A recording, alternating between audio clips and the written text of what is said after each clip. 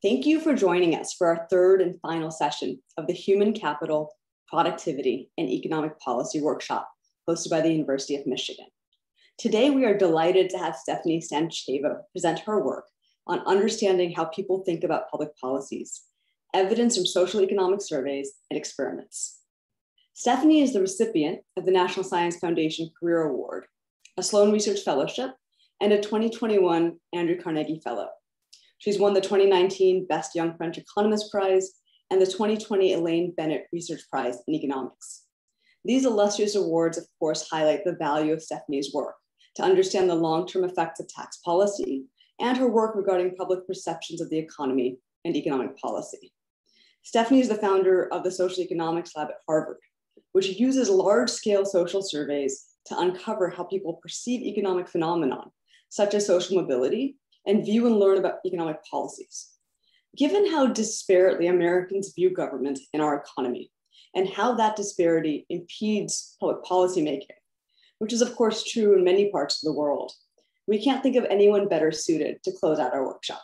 Thank you so much, Stefanie, for being with us today. Before we turn it over to Stefanie, I just want to remind everyone that we've shut down the chat function for this talk, but please use the Q&A in order to ask questions that we'd love to share at the end of the meeting. Great, thank you so much. I'm really delighted to be here. I would love to share my screen, so I will stop the current screen. So today I thought I would tell you a little bit about a set of projects that all fit together based on answering the question of how people think and understand economic policies and the economy. So as economists, we typically don't trust surveys too much. We have some intrinsic mistrust of them, and we typically prefer using review preference approaches, sort of backing out preferences or constraints from observed behaviors. But in principle, in many settings, you can indeed write a fully structural parametric model of even things that are not observable, like beliefs, preferences, etc., and then use observational data to back out and estimate the underlying unobservables. But this often requires a lot of structure and sometimes difficult to justify assumptions, and also a large set of identifying variation in the data that is not always there. It depends on the question, but sometimes we truly we truly lack this sort of variation that can help us back out those unobservables. So for instance, we're not really asked to vote on separate issues very often. And then a lot of policy views also hinge on things that we think others may do. So these higher order beliefs. So when we think, do we support taxes on higher incomes? We have to think, what will higher income people do in the economy? And these sort of beliefs, they're very hard to infer from your own behavior. You may in fact never express them really in your own behavior. And so sometimes we're also interested in parameters that we could obtain with enough data and variation, but that we cannot really get given the current data. So for instance, macro parameters are a great case in point. And here too, it's something where going about it more directly with surveys may be a very fruitful avenue. So in a nutshell, surveys may sometimes be a more direct and more productive way to elicit these intangibles. Of course, they're suitable in some situations, not in others. So it's very much a complementary method to all that we already have. And of course, for the results to be reliable, it's critical that they're well designed, carefully calibrated, and then deployed on appropriate samples. So a lot of work goes exactly into that design, into making sure that people understand what you want them to understand, that they understand the question correctly, etc. And happy to talk more about this in the Q&A. I will definitely make sure to tell you what sort of work goes into the design of each of these projects. And so in this talk, I would like to cover these 5 different applications of such surveys to slightly different aspects of thinking about the economy and economic policy. So the first project will be about how people perceive intergenerational or social mobility and how that shapes their views on how much redistribution we should do. The second will be about how people perceive immigration and people who are not from their country and how that shapes their views on policies. The third will be how people understand and reason about tax policy. The fourth will be about how people perceive their own income and position relative to others in society and how that shapes their views of policies. And then the fifth is very much in macro. It's using these surveys to estimate heterogeneous behaviors that we can't easily get from other data. So without further ado, let me jump into this first project, which is Intergenerational Mobility and Preferences for Redistribution. So in this paper, we start from these stereotypically documented views, which is that Americans in general are depicted as believing in the American dream, thinking that the economic system is broadly fair, that wealth is a reward for ability and effort, and that if you're poor, it's really due to your own inability to take advantage of opportunity. And then the European view, which is basically the opposite, basically an economically unfair system, sticky social classes, wealth due to family history, etc.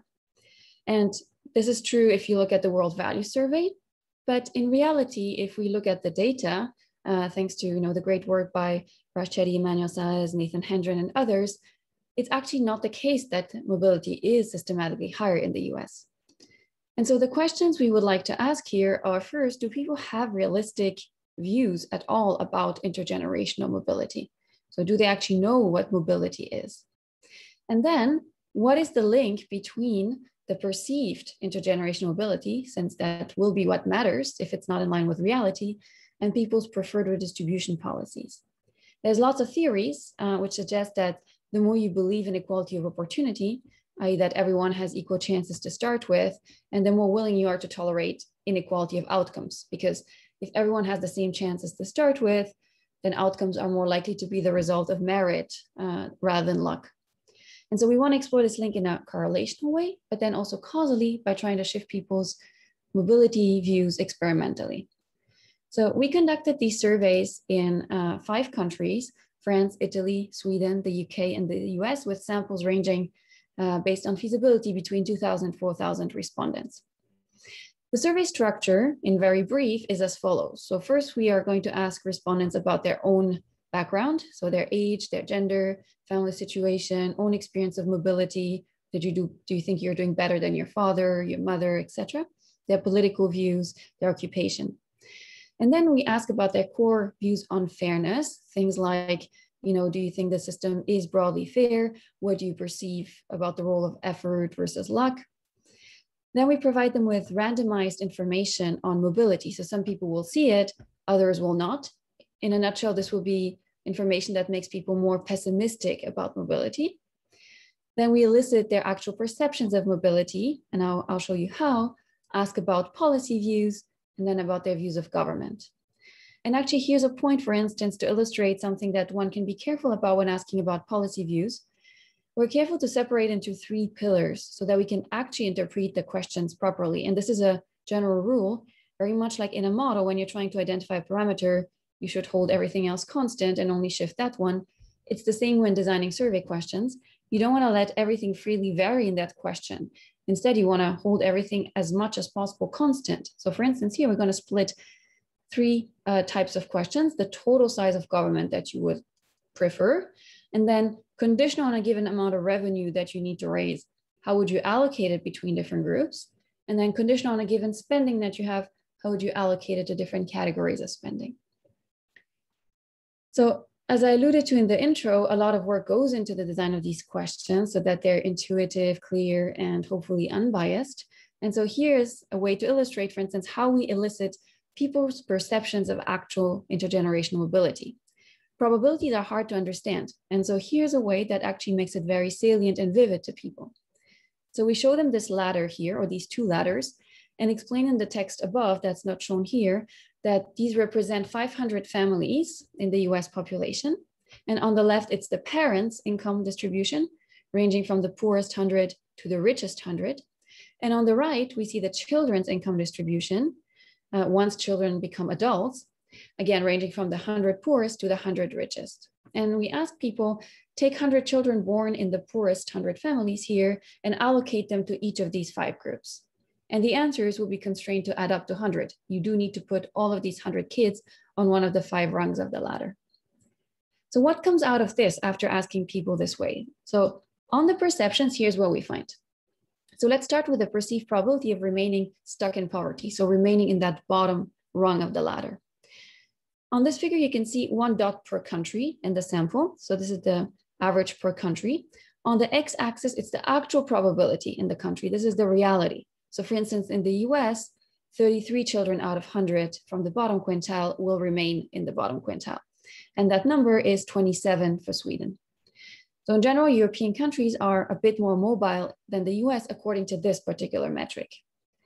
On the y-axis, you can see the average perception across respondents in the country. And so I've labeled the upper region pessimistic because that's where people tend to underestimate mobility or equivalently overestimate the probability of staying stuck in poverty. And then the lower area is optimistic. So we can see that Europeans are in the pessimistic area. So in general, they tend to overestimate the probability of remaining stuck in the bottom. So they're not only more pessimistic than the US, they're also overly pessimistic relative to reality. But we can also look at another metric, which is, we can call it informally the American dream idea, which is making it from rags to riches. So this is here. This is measured by how many children from the bottom rung you think will make it to the top. So on the x-axis again, it's the actual probability of children born in the bottom quintile making it to the top. And you can see that the American dream is actually least alive in the US and is most alive in Europe in a sense. And yet European countries are actually quite accurate on this. Again, slightly too pessimistic, but people in the US are really over-optimistic about that metric. So the idea of the American dream is still very salient, although, it's not the reality. I don't want to say any more because historical data is less good than current data. And so there's conflicting views on whether or to what extent things were more mobile before. But in any case, today people overestimate mobility. And so I won't show this with a figure again, but one thing we also did was to ask people to fill out this latter question on perceptions of mobility, but asking them specifically to think about a child from the bottom that puts in a lot of effort, both at school, then in their job, and ask conditional on that, what do you think will happen? So it's kind of a best case example of someone putting in the most effort during their life. And the result is actually that most people across all countries think that putting in effort will improve mobility. So, but in a very specific way. So they think that it will get you out of poverty and get you into the middle class, but actually almost no one believes that it will help you go to the top, except more respondents in the US. So what does this imply for policy views? So recall that we'll look at it in a causal sense and also in a correlational sense.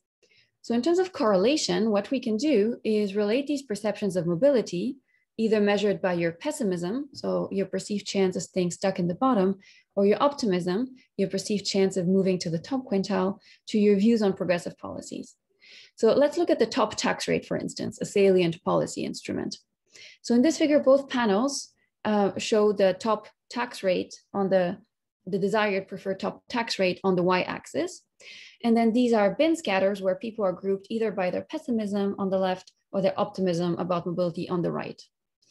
So you can see that those that are more pessimistic about mobility on the left support higher top tax rates. And then the opposite is true for those who perceive a higher American dream, a higher optimism, they want a lower top tax rate.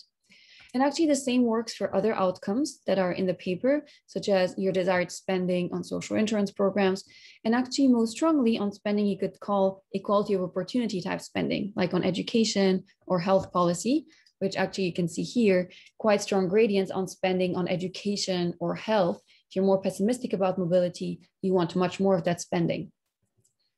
And then the experiment that we have is basically shifting people along the x-axis here. So actually making them more pessimistic and less optimistic about mobility. And I don't need to go into too many details here because the experiment will essentially recover this correlation, which is respondents who become more pessimistic about mobility due to the experimental info support more redistribution. However, there's one subtlety, and it is that the pattern will actually only hold for left-wing respondents in countries, so people who are on the left of the political spectrum. This relation here, if I split it, is actually almost flat for right-wing respondents, and that's true in all countries. So not only having lower levels of support for redistribution among right-wing respondents, but also no link to your views on mobility, which means, among right-wing respondents, those who are more pessimistic about mobility don't support more redistribution. And we'll see this in the experiment too. While it has strong effects on left-wing respondents, it has strong effects on the mobility views of right-wing respondents, but nothing on the policy views. So in a sense, it's a bit about like teaching to the choir, or teaching to the deaf on this issue. And so what can explain this? We try to map this to the views of government people actually have. And in a sense, they tend to view government, if you're on the right, as part of the problem rather than the solution. So in this graph, very briefly, you can see the share of respondents who agree with the statements on the left, which are all in the negative direction of you never trust the government. You don't think the government has the tools to do something about equality. You prefer lower government intervention, etc. And in the next to last row, for instance, you see that no one, either on the left or right, thinks that unequal opportunities are not a problem. Almost no one thinks that. But you very much see that, for instance, in the middle row, that people think, if you're on the right, that lowering taxes, getting the government out of the economy will do more to improve opportunity than the opposite. And so this is perhaps the explanation of why, even if you think lack of mobility is a problem, it's not the government that you perceive as the solution. So it's perhaps as, J.D. Vance, for those of you who've read the book Hillbilly Elegy, said, the message of the right is increasingly, it's not your fault that you're a loser, it's the government's fault. And so that is perhaps an explanatory factor for these patterns we find. So this is just a summary of the main results here, which I already said. Moving on to the next project, this one tries to draw the link between views on immigration and support for redistribution. And I just couldn't help myself put this cartoon because for those of you who are foreigners in your country or in the US like I am, that question is always very salient. And so I thought this cartoon was really funny. So immigration was in the debate in many recent elections, and it continues to be both in the US and in Europe. And many arguments center not just around, cultural issues, what will immigrants do to the culture of the country, et cetera, but also across for economic issues. Do immigrants contribute to public finances or hurt the welfare state? And so in this project, we're trying to study two questions. So first, again, what are the perceptions or misperceptions of people about immigrants? Are they accurate at all in terms of who is an immigrant in their country, what the economic and background characteristics are? And then second, what's the link between your perceptions of immigration and redistribution? And the theories that are behind this are very much that generosity doesn't travel well across national, ethnic, or religious lines, and that people tend to support more redistribution when they think it benefits others like them or more similar to them. And so to answer these, we'll again run these large-scale surveys, this time in 6 countries, basically adding Germany to the earlier mix. And in total, we have more than 22,500 respondents. So this project is from 2017 and 2018, actually. So time really flies, but it was done back then. And so the survey has the following structure. So first, we ask people about their socioeconomic and demographic info again, and some targeted questions about your parents' immigrant status, the job sector you work, so that we can classify them, whether they're in an immigrant-intensive sector or not. Then people are actually randomly led into one of 4 branches. So the first branch will see information on the actual number of immigrants in that country. The second on the origins of those immigrants. And the third will see an anecdote, a narrative, telling them a day in the life of a very hardworking immigrant. And then the fourth branch is just the control group that sees none of this. Then we have an immigration block, the order of which will be randomized. So here we elicit very detailed perceptions about the number and characteristics of immigrants, such as their origins, their religion, how hard they work, their unemployment, etc. And then we elicit support for immigration policies. Again, here, it's important to be quite detailed. So of course, we have general questions such as, do you support more or less immigration? But we want to dig further. So we also have some more nuanced questions such as, how long after they arrive should immigrants be allowed to vote or apply for citizenship or be eligible to get transfers? And when would you consider an immigrant to be truly American, And should the government care equally about everyone in the country, or should the government be allowed to care differently about immigrants and non-immigrants? These are sort of important mechanisms to ask about as well.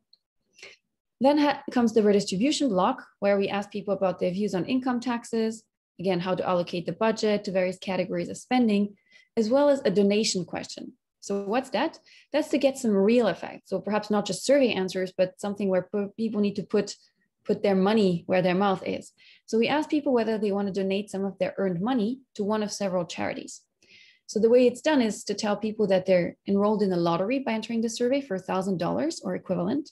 And before they know whether they've won, they have to commit to donating something or nothing to one of the charities.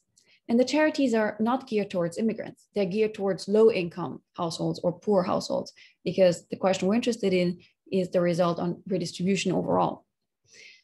And then we also ask people, of course, detailed views of the government. So one thing that's important, what's our definition of immigrants? And we're going to repeat this several times in the survey, is foreign-born. So this is to avoid issues related to different rules for citizenship and naturalization in different countries. For the US, it's also important to ask about legal immigrants. And we do a robustness sort of smaller sample survey where we ask people about illegal immigrants as well. So to summarize, we have 3 types of randomized treatments here: a priming treatment, where we simply will switch the order in which we ask the immigration block and the redistribution block. And so in this case, respondents who answered the redistribution questions first will not have seen anything about immigration in this survey. So they're not going to be primed to think about immigration.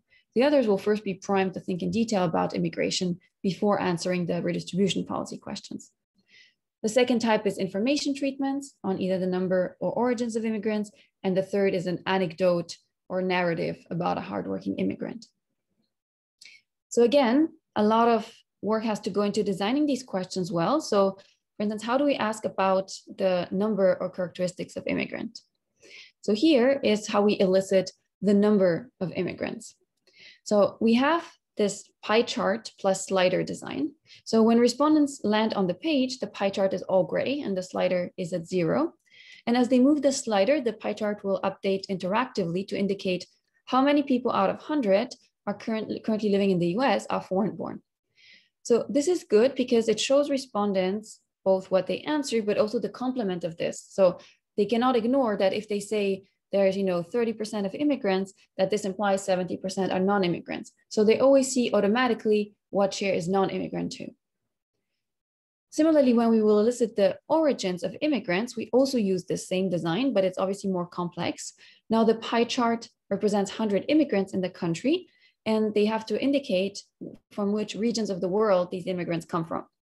Not shown here because it becomes too big for the slide, but on top of the respondent screen is a sticky map where the regions of the world are marked in exactly these colors. So this is to avoid ambiguity about which country lies in which region. And again, all these have to add up to 100 by construction from the pie chart. And so people can see visually what they're answering to. So what are some of the key results here on perceptions? Well, we have a lot of descriptive facts in the paper, if you're interested, on a whole range of demographic and econ characteristics. Let me show you a select few. So let's start with the perceived and actual number of immigrants by country. So on this graph, each row is one country, and the x-axis represents the share of immigrants actually in the country. That's the blue diamond, or the average perception of respondents from the country. That's the red square. And the confidence interval is the slightly shaded area around the square. So they're very tight.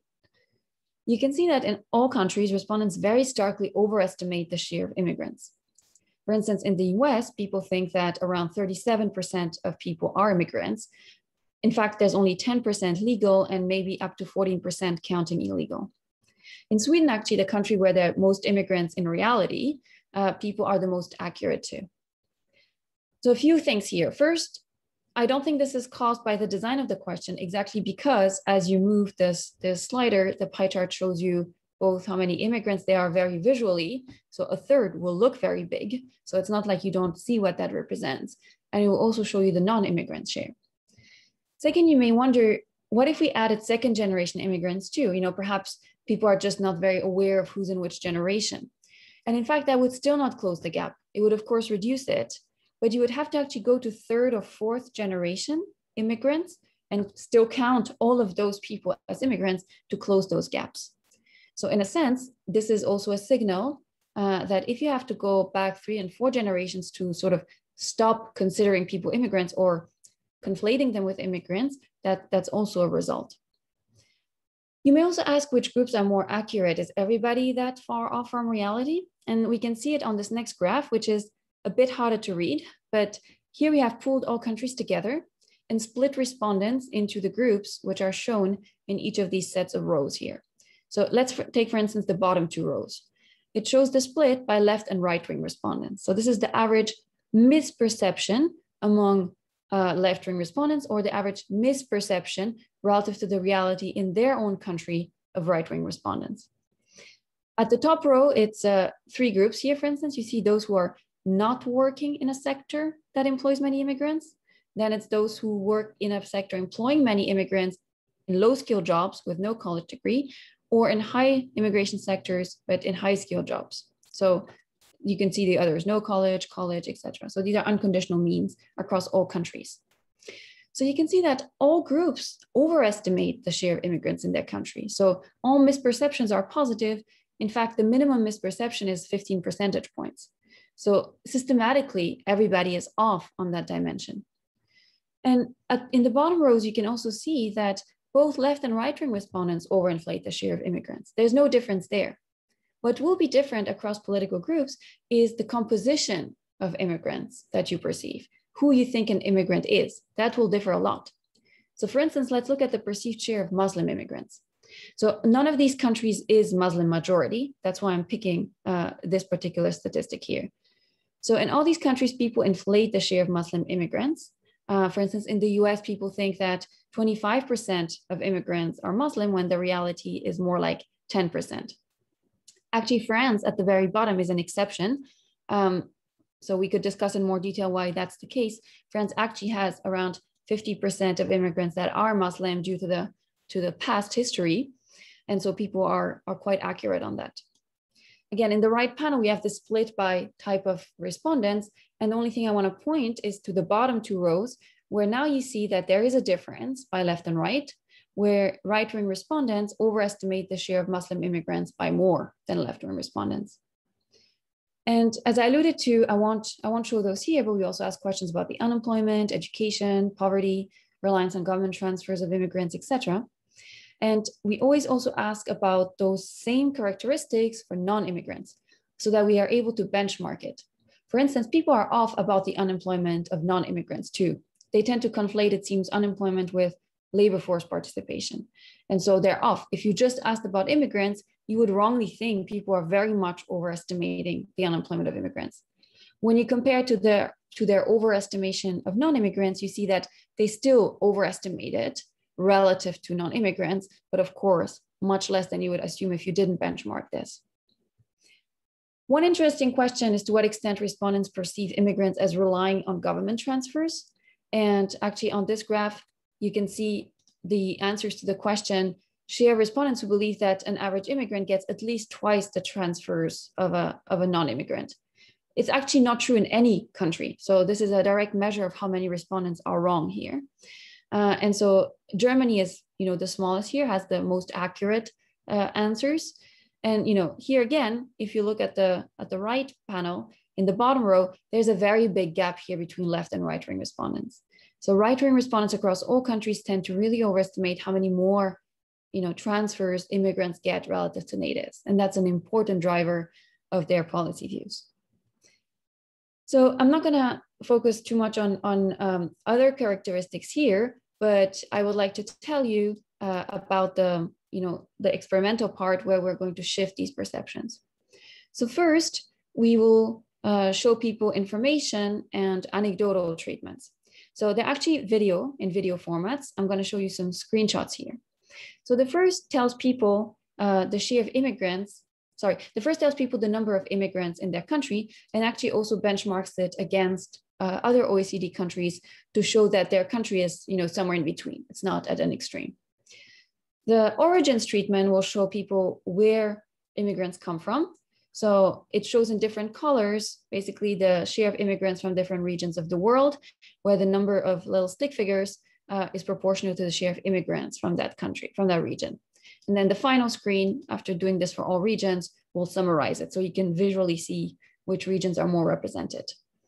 And then the anecdote treatment will tell people a day in the life of a very hardworking immigrant, working 2 jobs, taking care of her family, helping her kids, dreaming of starting a small business, etc. So this is very much intended to cater to the hardworking immigrant rhetoric It's an anecdote, of course, based on some narratives and very emotional. And so what do we find? Don't forget the other thing was the order treatment, where we invert the order in which we ask immigration questions and redistribution questions. So what we find is that the order treatment has a very strong effect. So just making people think about immigrants makes them less supportive of redistribution, including donations to private charity. And this is consistent with the very negative baseline views people have of immigrants. So priming them to think about them makes them less prone to redistribution. On the other hand, factual information on the share of origins has no effect, and perhaps even a mild negative effect, which suggests that given the negative and substantial baseline misperceptions of immigrants, just those pieces of info are not enough to correct the negative views. And since by providing info, you're also priming people to think about immigrants, that effect seems to even have a negative impact. And so the anecdote treatment works a little bit, but again, as soon as you start showing the immigration block first and in detail priming people to think about immigrants, the effect dominates. Okay, moving on to the third project, which is understanding of tax policy and how people reason on that. What I'm trying to do in this project is to dig deeper into the sort of mental model people have when they think what tax policies to support. And so the structure I want to put on this is as follows. So I want to see essentially what is the sort of function that maps all primitives, all perceived effects like efficiency effects, perceived distributional impacts, fairness concerns, to final policy views of people. And so what I do is to have this survey outline, which tries to block by block elicit these different components. So first, I ask people about, again, their socioeconomic background. And then I do something a bit unusual, which is to ask open-ended questions that extract the first order thinking and consideration of respondents without priming them to think one way or the other. And I'll use text analysis on these answers. Then I ask factual knowledge questions about the taxes and the income and wealth distributions. Lots of questions here to see what people even know factually. After this comes a part where I will show people short video courses on how the tax system works. So I'll come back to this in a second. And then I take a deep dive into uncovering the reasoning about the efficiency cost of taxes, the distributional impacts, who gains, who loses, and fairness concerns, by which I mean, how do people weight those different gains and losses? How fair do they think it is to tax someone, not someone else, etc. And then I ask about policy views. So do you support higher or lower taxes on which groups, etc. And then views of government, its competence, the trust that people have, and its role. And so what I'll do is to take these policy views, these will be my left-hand side outcome variables, and I'll regress them on all these different blocks and mechanisms here to see what matters, what drives policy views. So remember these short econ video courses, let me talk about them now. So this is there to establish a bit more causality about the way in which these factors that we at least think as economists matter shape policy views on taxes. So they will be provided in a randomized way in different versions. So one of the videos, which I called it a redistribution treatment, will explain only the distributional impacts of taxes, who gains, who loses, how it compresses the income distribution by progressivity, etc. So for instance, you can see it here. It starts by showing this is the US income distribution, and then progressive taxes will take something from the top and spread it through transfers or lower taxes for the bottom. The efficiency treatment instead will focus only on the economic costs of taxes. So it will say, the income distribution is not exogenous to taxes. It will be changing as you change taxes. And this could go through many channels like people working less, people evading taxes, people deciding not to look for a second job, etc. And then the Economist treatment shows both of these back to back and then ends with a trade-off slide saying all taxes have benefits and costs, but the right tax system will be the one that tries to balance these. So very much focusing on the trade-off rather than saying this is what should be the case. So let me dig into a few select results here and try to be very brief. So let's start with a small subset of the open-ended questions and the text analysis. So after you pre-clean and pre-treat the data of these open-ended answers, you can look at either very simple word clouds or even distributions of topics that people mention. So let's look at a word cloud and let's look at the answer. What are the main shortcomings in your view about the estate tax in the US. So the tax that's paid at death on the wealth transmitted to the next generation. So here's what comes out. It's very, very obvious. It's, in a sense, I picked this one because it's the most obvious. People congregate around these issues of double taxation, that this is income that's already taxed. This is a very widespread concern. Digging deeper, let's look at a topic distribution of the topics that I mentioned. And let's pick the question, what are your main considerations about the income tax? So a very broad, open question. So the numbers here represent how many times a topic appears in the answers out of all topics mentioned. And the frequencies are shown by political groups, ranging all the way from Clinton liberals in dark blue to Trump conservatives in dark red. The topic names that you see above each panel are given by me, so I don't expect people to mention the word efficiency, but these are words that I've grouped into the efficiency topic. So words like work less, work more, hurt economy, destroy jobs, so anything about economic effects like that. It's pretty striking how monotone some of these charts look. So for instance, distributional concerns sort of organically are mentioned much more on the left than on the right. Government spending, the third top panel, much more mentioned on the right. And then things like fairness are mentioned very equally. So words like fair or unfair are very much mentioned equally across the board. And one thing that I'm emphasizing in this paper is fairness is very much in the eye of the beholder. That's why it's mentioned equally across the left and the right. And then we can look at some of the major factual knowledge answers. So I asked many more, but just in the interest of time, let me show you 4 variables. So this slide is for the income tax. So on the income tax, the left panel is about the top tax rate. So it's either the top tax rate in the 50s or the top tax rate today.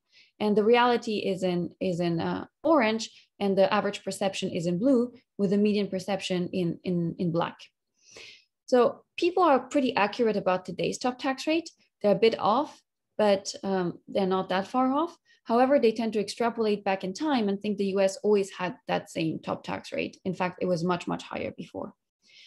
The second panel is the most striking one. People very much underestimate the top tax bracket. They think it kicks in much, much lower. And for the estate tax, in a very similar fashion, people vastly overestimate how many households will pay the estate tax, or how low the threshold of exemption for the estate tax is.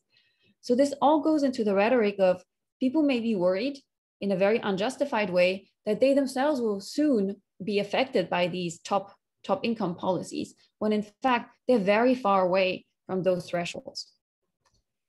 Okay. And then, you can also wonder who knows more. So very briefly, people who are at the top of the income distribution, perhaps reassuringly, are more aware of what's going on at the top. They're more accurate about the top tax rate, for instance. College educated respondents are generally more accurate. And then there's something that's very stark, which is what we call the polarization of reality, which is that even on these basic things that you can Google, like what's the top tax rate, even there's a partisan gap. And very briefly, in general, Republicans tend to view taxes as higher and more progressive than Democrats. Inequality is lower and not having increased as much. And it's important to note that none of these groups is systematically more accurate than the other. Sometimes one is more accurate, sometimes the other, sometimes both are very far off, but this relative gap is always very consistent. I then asked so many questions about what will happen if top tax rates increase, or if tax rates on the middle class increase, will people save more, work less, evade more, et cetera, et cetera. And so the paper has all these descriptions of the answers to that. And what we can see is that very much there's a partisan gap at all the steps of reasoning. So on the right, people think there'll be many more efficiency effects, many more behavioral effects and economic effects. In general, they tend to think that on the distributional impacts, whatever benefits higher incomes will trickle down, will tend to benefit most people. It will be the tide that lifts all boats. And that view is not at all defended on the left. And then there's very big gaps on fairness views. So let me tell you about those. So some things won't surprise Stefanie, you. Yes? Before you go there, we have a clarifying question by Ash. He's wondering if young versus old also matters for different views, and in particular, he's curious about the incorrect views about the 1950s tax. Yeah, no, that's a great question. There are some age patterns for sure, and even controlling for college education, for instance, or income, older people are more accurate on the factual knowledge, including the tax rate in the 50s. So yes, it seems like perhaps because of experience with the tax system or more experience with the news, they do know more. Yes, absolutely. But the biggest predictors are the ones I listed, which was, income, college education, and then the Republican or Democrat affiliation. Great. So on the fairness concerns, it won't surprise you that on the perceived fairness of income inequality and whether people should be entitled to keep their income, they're very big partisan gaps. So people have completely different views on how fair that is.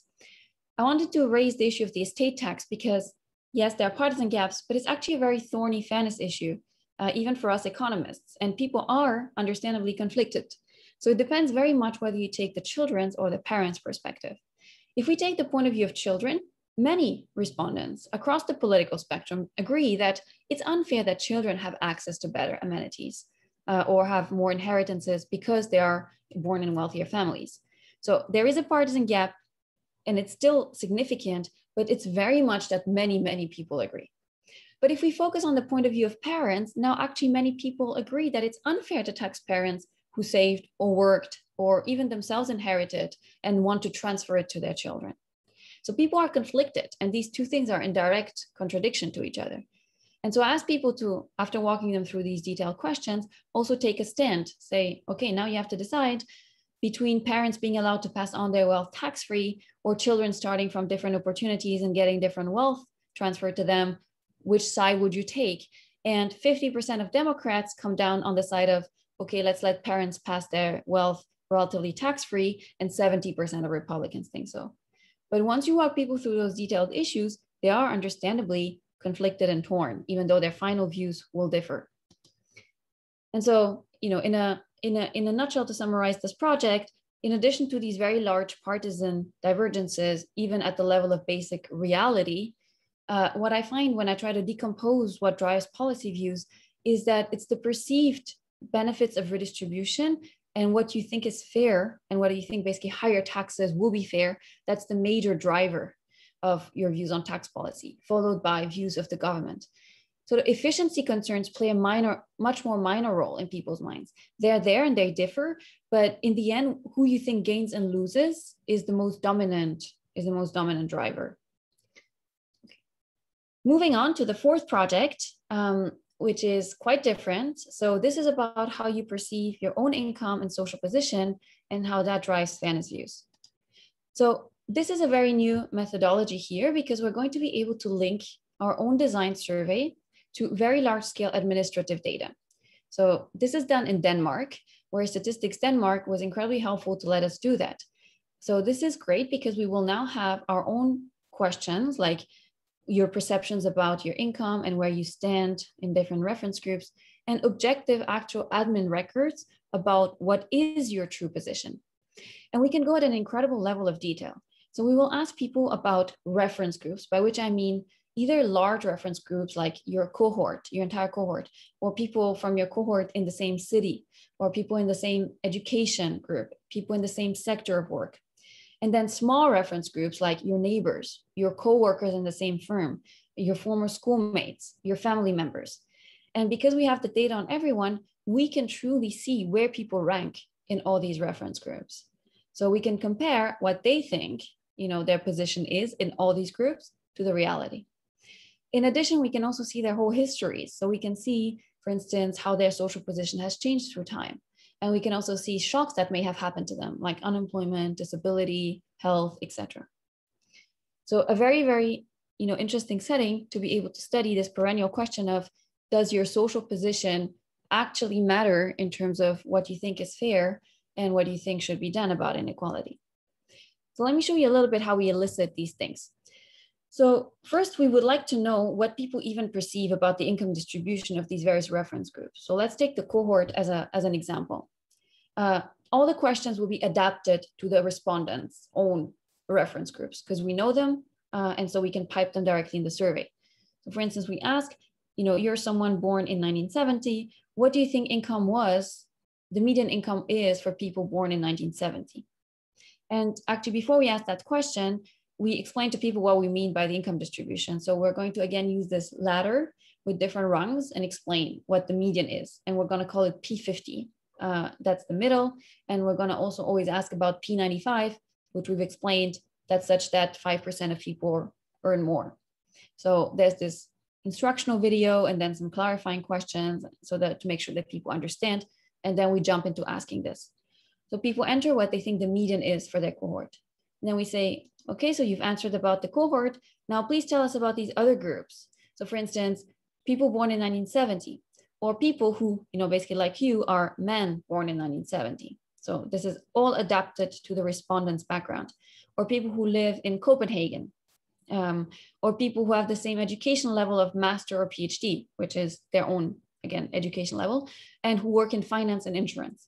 So they have to take a stance on what's the median income in these reference groups that they're part of. And then finally, we ask people for each of these groups, please rank yourself in these reference groups. So for instance, among people born in 1970, where would you place yourself? And this person, for instance, places themselves at P70. So what comes out of here? Let's talk about these groups before I move into the other questions. So let's start with this cohort group, which is quite important. Also note that, perhaps for fairness and policy issues and thinking about inequality, it may make more sense to sort of hold age constant because there's very strong life cycle effects and it's not clear to what extent people may compare themselves to someone who's 18 years old versus someone who's 70 years old. Yes, they may have different incomes, but it's not clear people would consider that to be equally unfair than someone of their same life cycle stage. So here's what people think about their cohort. So the slide here shows the misperception of the median or the 95th percentile of the cohort by people's actual position in their cohort. The very left panel is actually showing the error distributions for all the variables, median and 95th percentile, and is benchmarking it against your own income error. People make some error when reporting their own income, and we can check that very detailed thanks to the match to the admin data. For instance, they may forget some transfer they got or some benefit they got. So the income errors are sort of a benchmark for how reasonably accurate we can expect people to be. And so let's take the middle panel here, which shows the median, the misperception of the median income in your cohort. So the x-axis is your actual cohort position, and the left vertical axis is the reported median by bin of actual position. So the red line is the average perception, the white is the median perception by bin. In the right vertical axis, you see the percent error, the percent difference between actual and reported, around 0. So first, you see that errors are not very large. People are relatively accurate when assessing the median of their cohort.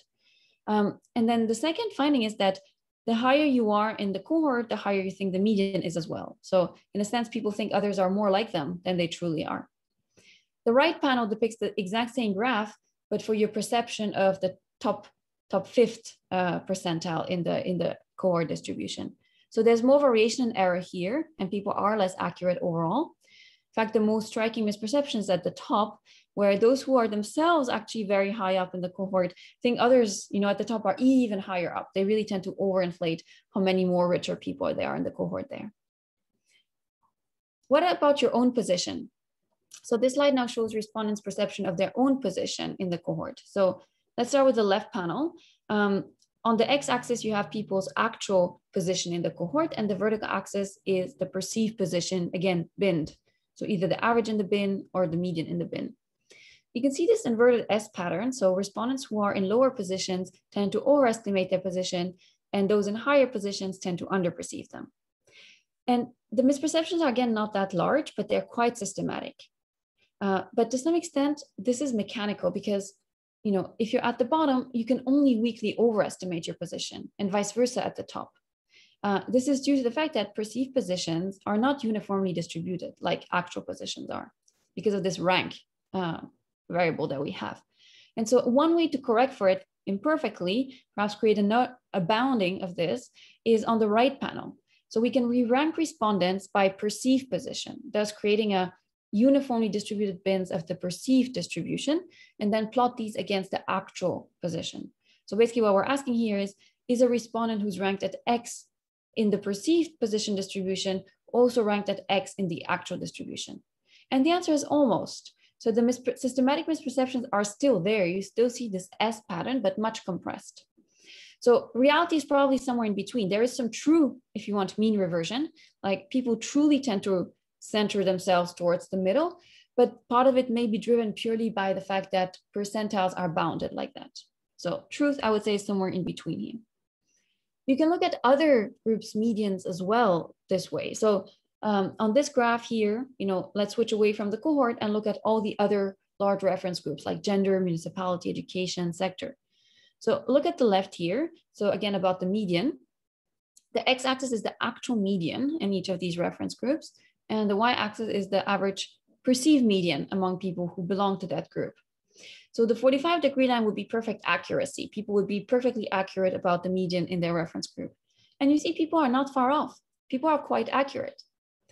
The right panel shows this for the perceived top 5th percentile earnings in each of these reference groups. And consistent with what we saw for the cohort, there's less accuracy here in general. In fact, there's a particular inaccuracy, which is the highest earnings groups, which are, master and PhD for education or sector and finance and insurance. Those that you see to the right bottom corner here have the biggest inaccuracies. So it is for sectors and education in purple and in green that people who are in high paid sectors do not understand to what extent others are very much more paid. So they tend to underestimate the inequality in their education or sector group. They don't realize how many highly paid people there may be in those groups. So for instance, for us, with say, many of us masters or PhD, we would not understand that some people with the same education as us would make much, much more. And you can also look at this by your own position.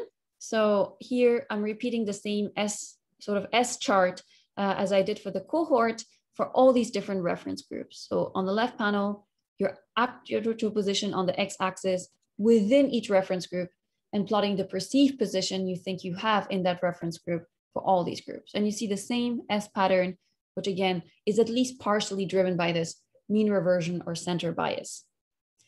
On the right panel, it's the same information, but actually holding people constant. So on the x-axis, it's just by actual cohort position. So it's the same people. And for each person at a given cohort position, you can see where they think they are in their sector, education, municipality group, etc. And what you see again is that it's really for the education and sector groups that people overestimate where they rank. If they're actually lower ranked, they think they're much higher up than they truly are. You can do the same for small reference groups. Remember, I mentioned we're going to look at coworkers, neighbors, family members, etc. So there we need to ask things a bit differently because you won't classify yourself in a ladder if these are small groups. So the way we do it is in these two steps. So on the left, we ask them first, define your coworkers. It's people in the same workplace. This is what we mean, etc. How many people are in your workplace? And you say here 50. So then the next slide adapts to this and says, you said there are 50 coworkers. Between 1 and 50, where would you rank yourself? Where 50 would be the highest paid person, 1 would be the lowest paid person. So we're asking you to rank yourself among your coworkers. We'll do the same for your neighbors and even for people who were in the same school as you back in time. And so what we see here, if we plot this same S graph, perceived position against actual position for these small groups, you can see that there's an equivalency with the large groups that we saw. So people are very inaccurate for their coworkers, very much like they were quite inaccurate for their sector. So people who are paid low among their coworkers don't realize that. They tend to think they're much higher up. Same as people in the same sector as you don't understand how low ranked you are if you're truly low ranked.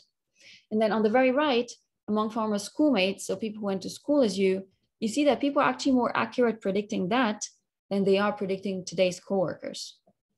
And similarly for neighbors in the middle, people are relatively more accurate for that, which would be the equivalent, for instance, of the municipality. People are more accurate predicting their position in their overall municipality than they are among their sector and here coworkers. So plenty of other interesting facts if you want in the paper of other groups that I'm not gonna really dig into here. But then we're also interested in relating these to people's fairness views. So we will ask about fairness in a very simple way, which is, on on a scale of 1 to 7, where 1 is completely fair, 7 is completely unfair, indicate to what extent you think it's fair or unfair that there are differences in income among people born the same year as you, so in your cohort, within the following groups. So again, these groups are adapted. So you have to say, to what extent you think it's fair that there's income differences among people born in 1970, among men born in 1970, among people in Copenhagen, et cetera, et cetera. Then we also asked, to what extent do you think, with the same actually matrix format, I just don't show it here, to what extent do you think these income differences are due to effort or luck, where 1 is only luck, 7 is only effort, and we define what we mean. Luck is conditions you have no control over, effort is conditions you can control. We also ask about political views, etc.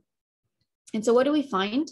Very briefly here on these two graphs, we correlate your perceived position within each reference group to either the perceived unfairness of inequality in that group on the left, or to the perceived importance of effort for inequality on the right. So people who are ranked higher in each group think inequality is more fair or less unfair within that group. And symmetrically, people who are ranked higher in each group think that inequality is more due to effort rather than luck in that group. Some other things we do is to relate your views of inequality and importance of effort, even your political views, not just to your position today, but making use of the great admin data, also your positions back in time. So we can draw the same link by taking your position in the cohort 5 years ago, 10 years ago, 20 years ago, and even look at your father's position. And what we see is that for unfairness, it's not sticky. Your fairness views are related strongly to your position today, but that relation fans out as you move back in time. So past positions are not as indicative, and your father's position is basically not indicative. For things like the importance of effort or your political views, those are actually much more sticky. The lines are very much on top of each other. So whether you take today's position or 10 years ago, it's equally informative. Those are stickier views. Another thing we do is to look at shocks that may have happened to you. So we look at positive shocks like promotions at work, or negative shocks, unemployment, hospitalization, disability. So some of these shocks are large but rare, like disability. Others are frequent but small, like hospitalization, and others are somewhere in between. And what we find is that experiencing a negative shock between 5 and 10 years ago makes you think inequality is less fair today, very strongly, and doesn't have effect on these stickier views, role of effort, political affiliation. You can also do a sort of IV based on that by using these as shifters of social position, and that actually recovers the correlations between social position and fairness views, which is nice. So we also show people where they actually rank. So for instance, this person, remember that guessed they were at P70. In fact, they're actually at P57. So we tell them that they're 13 positions lower on the ladder than they thought. Others will have a negative misperceptions. They will actually be too pessimistic, and we correct them up. What do we find on this? Well, what we find is that people who are told they're lower than they thought they were, for instance, this person, start thinking inequality is less fair. However, people who are told they're better off than they thought, there's no effect. So in that sense, the experiment has a different effect, telling people, so correcting their misperception has an asymmetric effect. People get very annoyed by bad news and don't really react to good news. So these are the main takeaways, which I already summarized. So in the last 3-4 minutes, let me tell you about this last project, which is there to estimate some key macro parameters. So what's the idea here? The idea is to leverage these surveys to make some progress on macro questions, which are otherwise hard. So what are the things that are made perhaps possible with such surveys? Well, first, there's some heterogeneity that we usually have a hard time getting. So we can ask very detailed arrays of questions about people's background, economic situation, past shocks, etc. So that whatever parameter we're interested in, spoiler here, we're going to be looking at marginal propensities to consume, a very simple parameter in the end, but that's actually very hard to get for people in detailed various groups. The other thing that's great is that you can ask people about higher order beliefs, which are possibly, in macro models, very important for people's own reactions. So how will others react, for instance, in other income groups in the similar scenario? You can ask about hypotheticals for when real world variation is missing. So of course, if we had lots of variations in an exogenous way about people's interest rates or incomes, we could estimate these in principles. But when we don't have it, asking hypotheticals in a correct way may be a way. And then we can also look at what happens, what would you do if you had more income, if it was more uncertain, if you had this committed consumption, etc. You can also do experimental intervention. So you can basically assign macro treatments, which again, it's hard to do in reality. So for instance, about the economic outlook or the outlook for your household. And here I've put very critical in red. What's important to have any trust in these results is to cross-validate your results. So there are some parameters, a restricted set of them, that we have from other work. There's lots of great macro papers written. And so what we will do is for those, we will ask survey questions exactly as they are in those papers. Same setting, put people in the same setting as the actual subjects in those papers were, and see if we can recover from their answers the estimates of those authors. What's nice here is that this is an exact survey counterpart of the real world variation. If that doesn't work, it's a bit hopeless to try to extrapolate. But if that works well, you have more confidence that when you now ask hypotheticals that haven't been done in real world policy, you can have confidence in those results. And in fact, this will work very well. We're going to have, we're going to look at many papers on MPCs, and we'll be able to very well recover the parameters those papers have in the specific setting that they ask. So in this survey, we're going to, ask again people's background, and in addition to the general standard questions, we'll make sure to ask very detailed asset and liabilities and questions on household finances, which will be important. We'll ask about their past economic experience, like unemployment spells, foreclosures, evictions, health-related events, etc., both pre and post-COVID. And then we're going to ask them about their expectations, about their characteristics like committed expenditures, planned spending that they have, etc. That's important. We will then show them experimental info about the economic outlook in the US that will come in 3 versions, either positive, negative, or pure uncertainty. So we don't know if it's positive or negative. And we'll then try to elicit their marginal propensities to consume or to deleverage, draw down their debt in various scenarios, where we will be interested in randomizing the way this question is asked. We will randomize the shock size, whether it's fixed or proportional to income, so either $1,000 or you get a shock of 10% of your household income. The horizon, we ask about 1 to 3 years.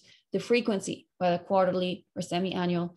Where it comes from, is it from the government or is it from a non-government source like a bonus at work, an inheritance? The timing, do you get it today or do you get it in the future, so that we can test for anticipation effects? And then we will also ask them how they think other groups would respond to such a shock. And then, as I mentioned at the bottom here, we're going to try to cross-validate this by specifically designing variations to replicate what's done in real-world policy.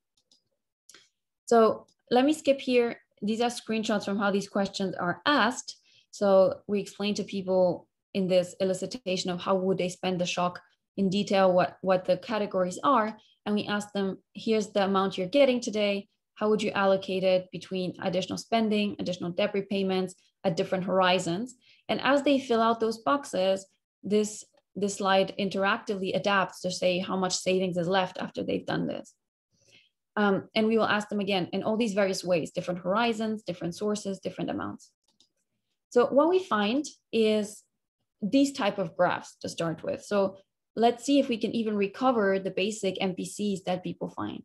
So for instance, for each quarter since the news or since the income shock, how many cents will people spend of that shock? And you can plot it for overall. This is overall in the sample.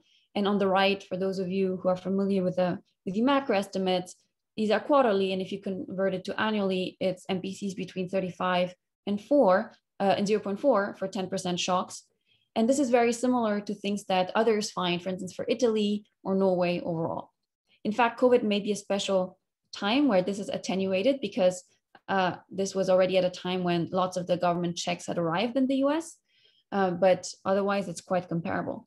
And then you can start slicing it thinner. For instance, what happens if the shock was today versus in blue in 2 quarters or in green in 3 quarters?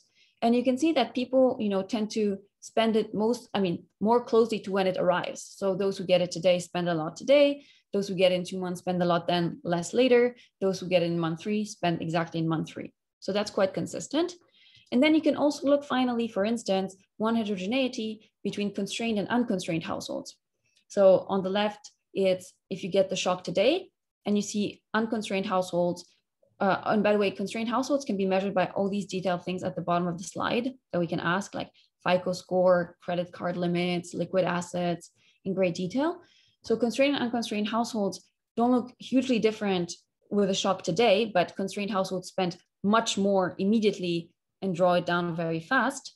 On the right, if the shock arrives in 3 quarters, you see that constrained households can't anticipate it at all. They can only spend it the moment it arrives because they are constrained. And it's interesting that people's answers are very much in line with what you would expect from theory. Unconstrained households can smooth it out.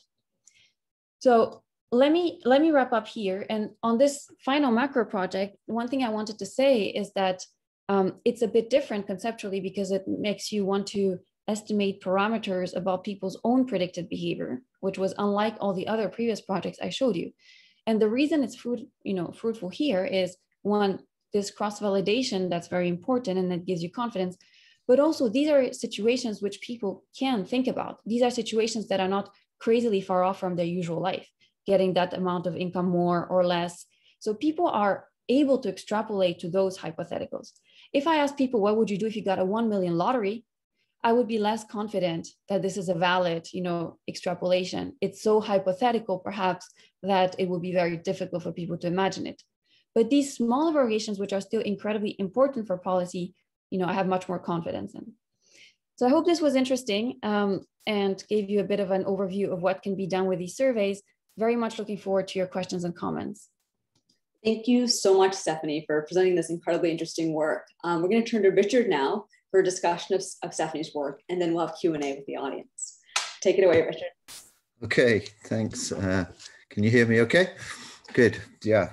Well, that's an amazing body of work. I mean, it's difficult to comment on all of it. So it's just remarkable.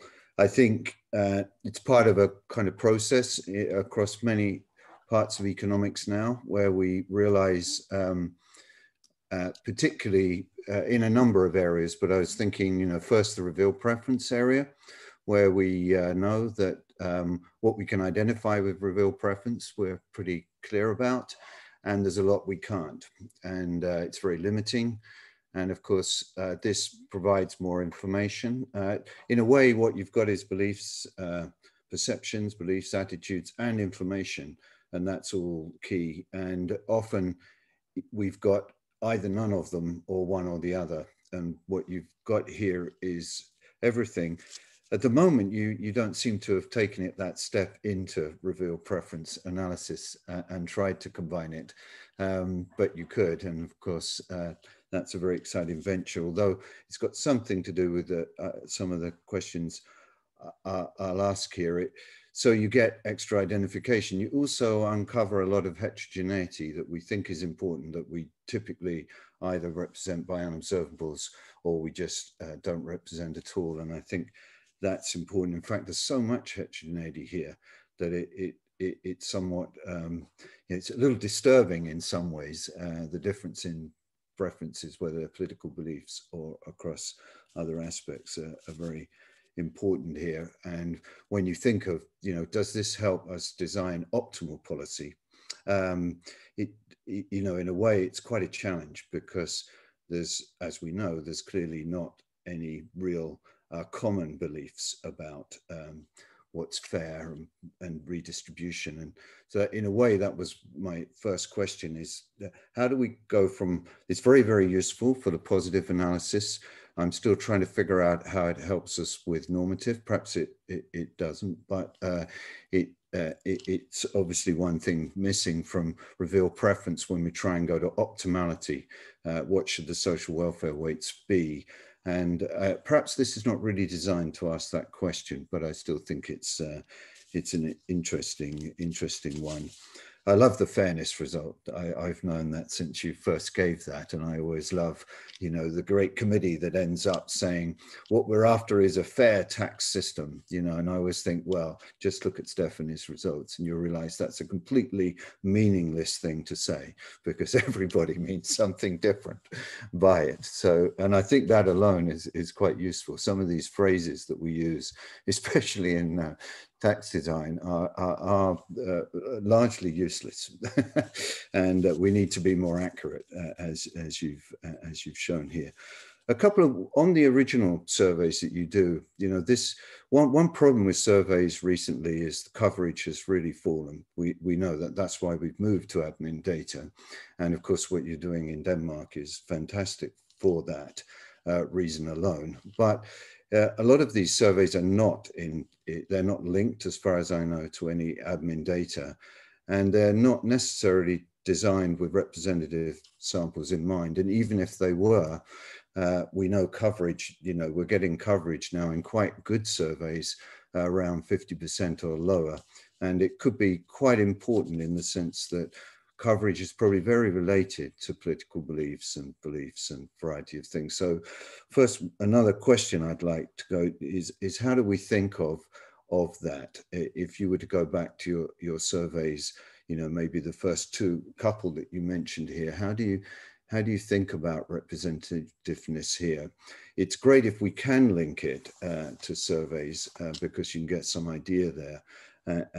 But do you have any comment on that? And there's a kind of inferential question there. You know, we know how to deal with random samples with inference. We can do standard errors, easy for frequentists. We can do lots of other things.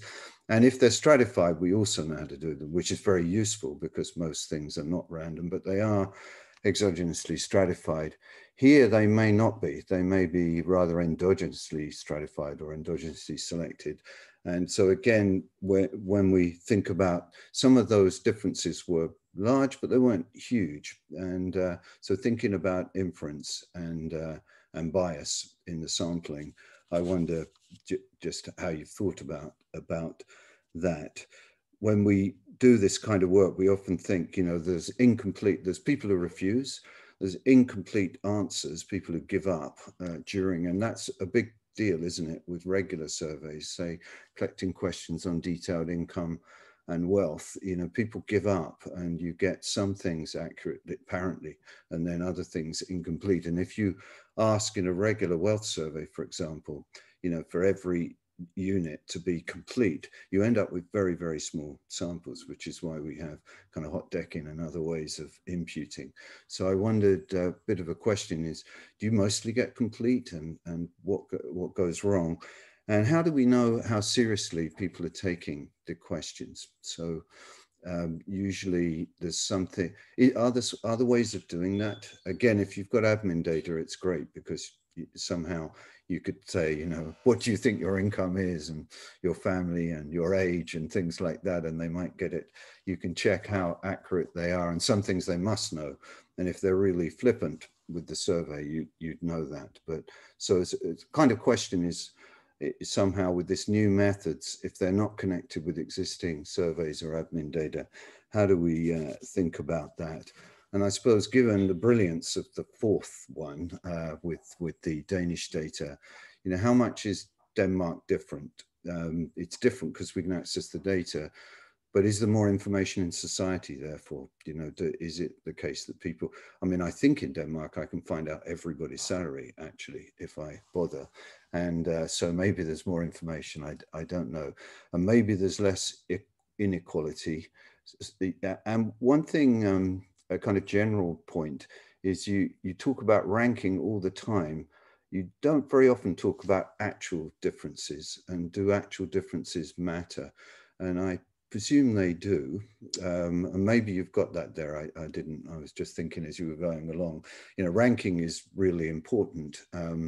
But, you know, if you're looking at small differences, ranking won't matter very much. But if they're big, then they will matter. So are people misperceiving where there are big differences, or how does the size of those go? So that was that was really, really good. Yeah, I really like this mix of, you know, the trials with the survey. Obviously, we all like that, and we're all now into field experiments, and it's got a structure like that, and this idea of information experiments, anecdote experiments, and the order of which you run the question. Obviously, fantastic. One link you didn't mention was with the stated preference literature, which I think is rather similar and is used in marketing a huge amount. And there's a general view that there's kind of bias there of a particularly systematic form. Kind of when you look at the counterfactuals that are different to where you are now, you tend to exaggerate the effect, I think. And there are kind of ways of correcting that. Perhaps that's most relevant for your last study, which was really asking counterfactuals. But a lot of this work has got that kind of frame to it. And it was a question that there's kind of two literatures where a lot of this goes on. I think of stated preferences. The other place is closer to our hearts in a way, is where we ask people about income, their expected earnings after schooling. And there's a lot of work on that, including by a number of recent papers. And that's got a rather similar feel to your last about expectations. So I think some idea of how it relates to stated preference and other places where people are asking for expectations and beliefs, and often including in structural models. So that's absolutely key there. One thing I was going to ask you, because it's on my mind all the time, is whether people care a lot about, what do they care about in terms of their reference group? And I thought I got it, but I'm not sure I had. And I was kind of very interested of whether it's, does your work colleagues matter, your co-workers? And I think at one point I thought I saw you'd suggested that was important, but I find that very interesting, as you probably know, from a kind of tax percent, because if you're a work colleague, you probably don't know much about the tax and transfers they're getting. Whereas if you're looking at corresponding families down the street, you may well, because you'll be looking at their incomes after all the stuff that's coming in and going. At work, you kind of might know their monthly salary, but probably not much about anything else. So this kind of gets to the point where do people care a lot about their position at work and their position, or exactly what positions do they care about? I think that is important in understanding what happens there. Yeah. There's just amazing stuff here, so I don't think I better go on too much. But I thought the state tax thing is very interesting from a number of points of view. It seems to me to line up very much with the double tax idea. And it's not really resolved in economics in a sense. And I think that's kind of interesting. I always remember when we were doing the Merle's review and we sat down with great people like Jim, and we talked about inheritance tax. And the first thing he said is that's just double taxation. It's quite amazing, actually.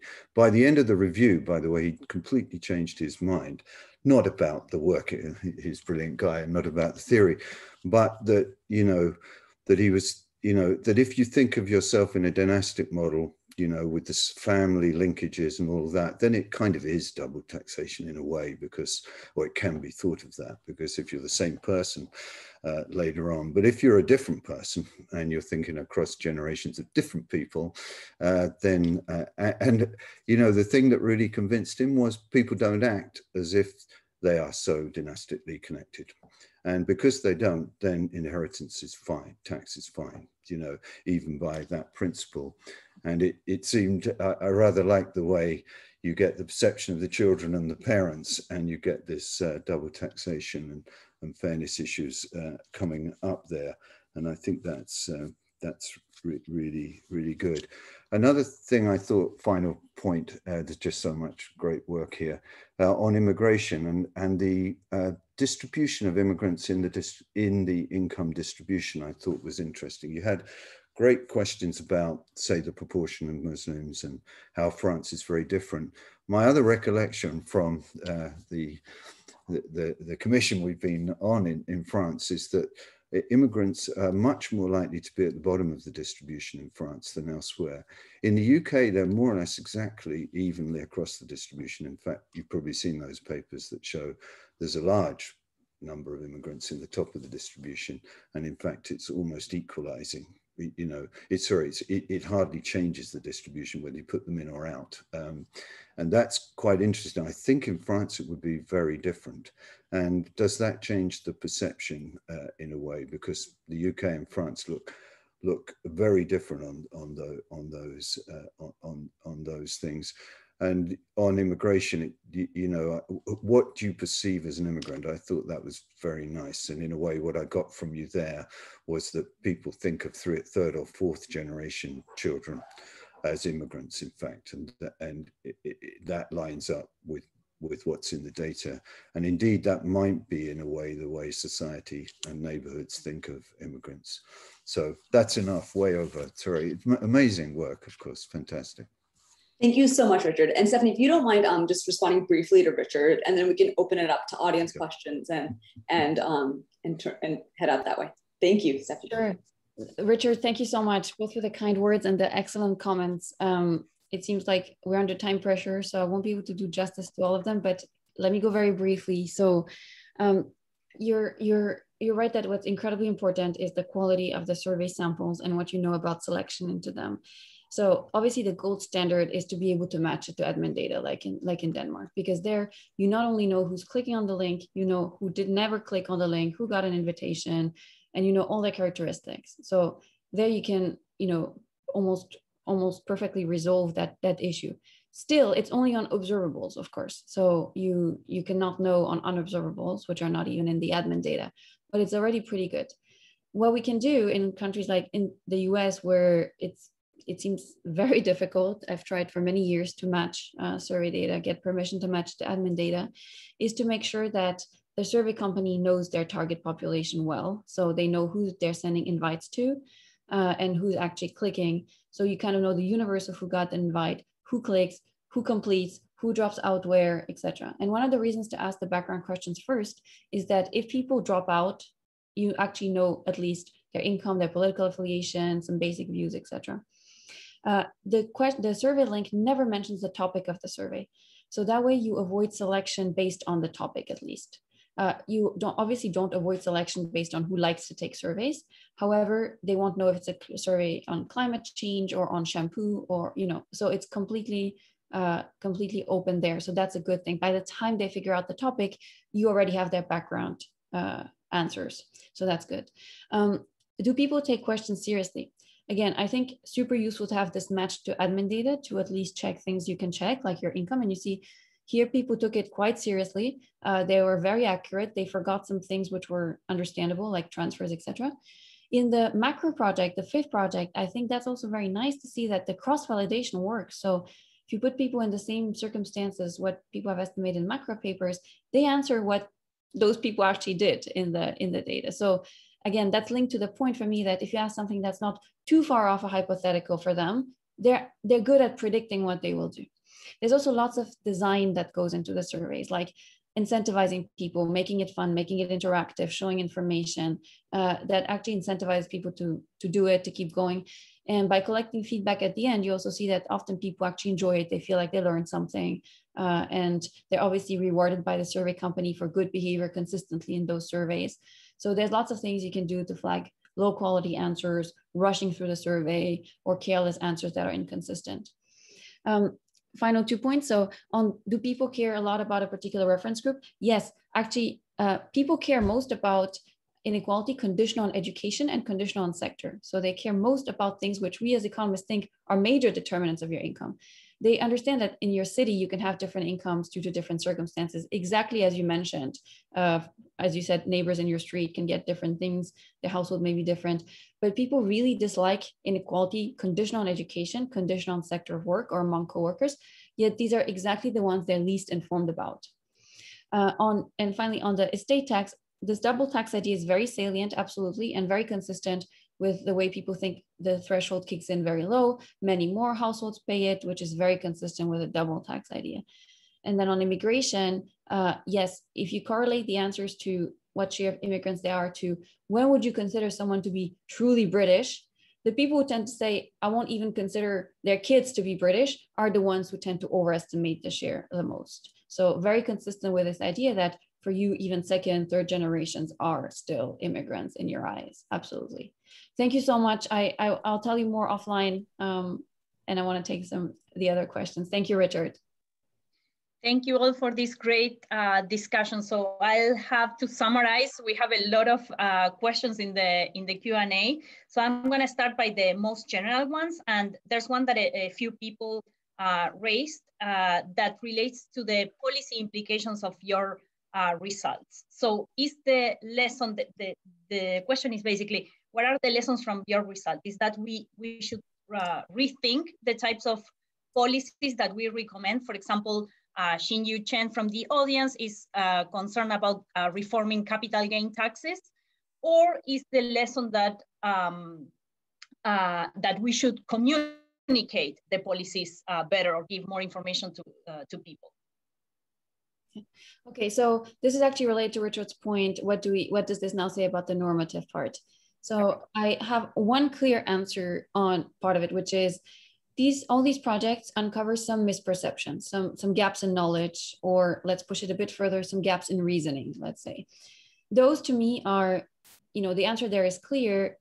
These should be improved. So I don't see a normative trade-off with trying to fix people's misperceptions or improving their knowledge, basically giving them better tools to think about the policy. So, that's not necessarily a goal of these projects per se, but it's definitely a lesson that better education on economic policies which affect people's daily lives would be valuable.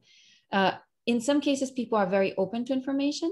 In others, they're very resistant. So you saw in the immigration case, people don't believe the facts that they see. So showing them sheer number of immigrants seems to really not pierce through. So on those perhaps more sensitive topics, there's more to be done. On the point, what should be our objective then? What's this to say, for instance, if people have such different fairness views? I think that's now knowing this and having elicited this, it's one input, but only one input into what should be our objective. That is such a complex question. And here, people take views all the way from, we could have a very paternalistic objective based on what experts think should be the case, all the way to we should have a perfect sort of democracy where everybody's views, no matter how crazy they are aggregated. And so you have the whole spectrum in between, and there's obviously so much work in political science and social preferences in economics to try and get that. So I think that already giving people better information, for instance, on inequality, could actually have an impact on their views. And I think correcting that would then make us feel better about actually taking those views more into account. But I don't have the answer about what I think the objectives should be or how we should aggregate those very disparate views. And related to this, you obviously found significant effects on misperception. So our own Mike Miller-Smith is wondering if how do you think we can start to quantify the economic costs of misperception and how this may fall heterogeneously? And a second related question is, how feasible do you think it might be to resolve these misperceptions in society, given the entrenched interests that continue to propagate misinformation for personal gain? And he's thinking of the political reasons. Yeah. So on the first part about the cost of misperceptions, there is work on the effect of your own misperceptions on your own, outcomes. So for instance, not being informed about the EITC, as even people here in the audience have worked on, clearly has a direct cost on you for not claiming something that you could be getting as income. So those costs can be, with much more work, quantified well. Here it has to go through several more layers. So for instance, what I show is that people who don't really see the level of inequality that there is will support less progressive policies.